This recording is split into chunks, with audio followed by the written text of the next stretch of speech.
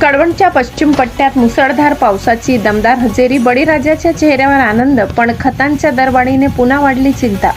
कळवण तालुक्याच्या पश्चिम पट्ट्यात आज पहाटेपासून मुसळधार पावसाने दमदार हजेरी लावली. पहाटे सुमारे 4 वाजल्यापासून सुरू असलेला पाऊस तब्बल 6 तासाहून अधिक काळ संततधार कोसळत असल्याने संपूर्ण परिसर जलमय झाले.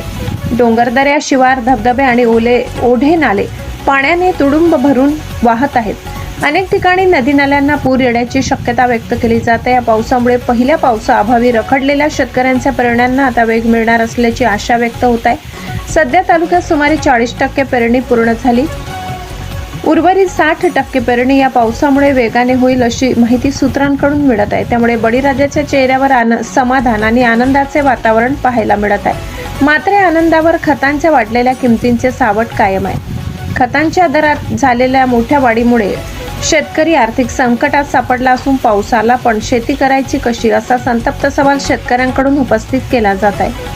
शेतकऱ्यांचे म्हणणे आहे की एका बाजूला निसर्गाची साथ मिळत असताना दुसऱ्या बाजूला खतांच्या वाढत्या किमती शेतीचे गणितच बिघडवत आहे. प्रशासनाने या गंभीर प्रश्नाकडे तातडीने लक्ष देऊन खतांच्या दरांवर नियंत्रण आणावे, अन्यथा वर्षानुवर्षे शेतकरी अशाच संकटांशी झुंज देत राहील अशी तीव्र भावना शेतकरी व्यक्त करत आहेत. गिरणा न्यूज नेटवर्कसाठी मुख्य संचालक खुशाल देवरे, नाशिक.